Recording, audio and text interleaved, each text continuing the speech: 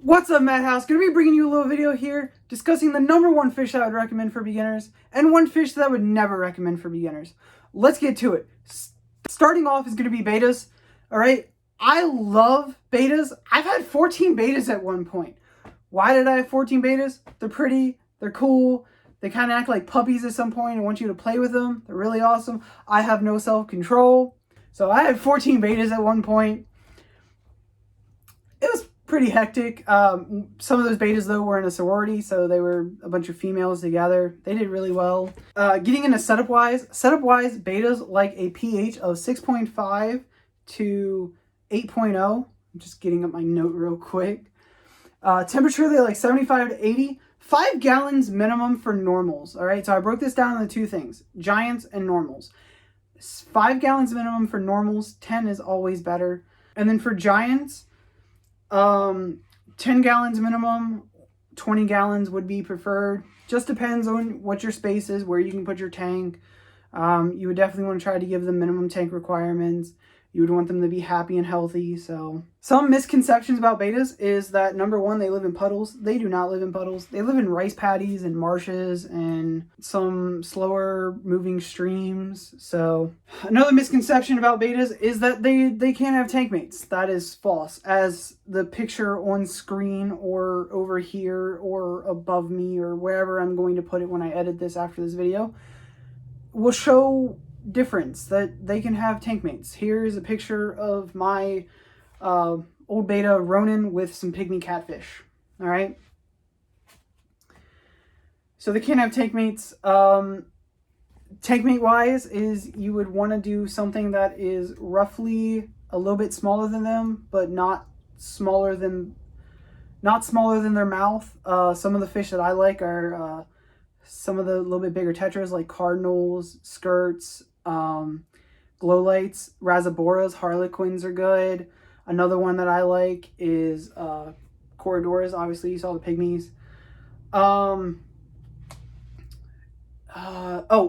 White cloud mountain minnows. Really love them. They're really awesome.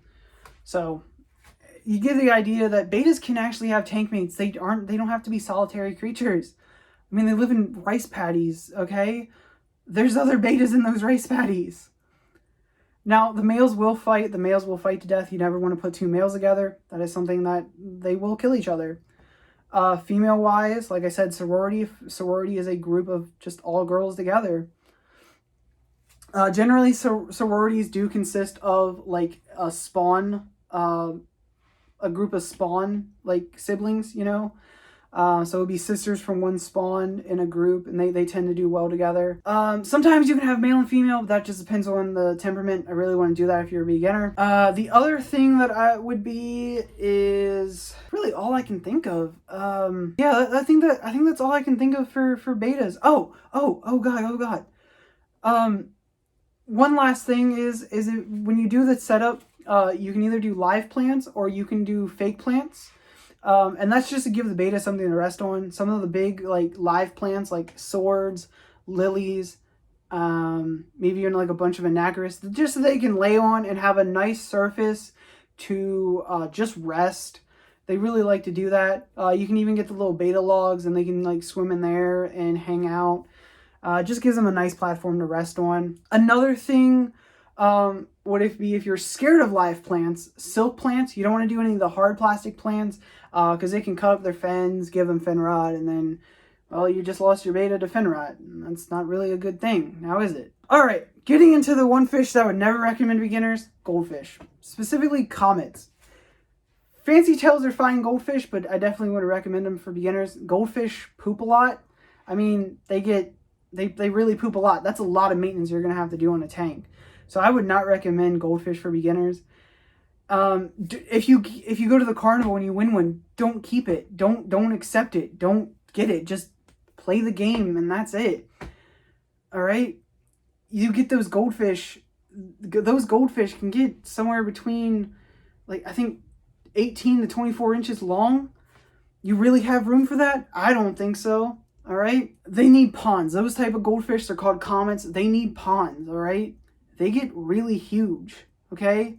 Don't get them. My cousin's ex got one from a carnival, and I had to find a home for it because there's no way that it was going in her tank and it was going to get huge. So luckily I found someone with a pond and they were able to take them. And when that goldfish outgrows that pond, there's a bigger acre pond that it can go into. So it's going to grow to its full size and its full potential. So, and then again, don't accept those goldfish from the carnival. Just play the game, have fun with the game.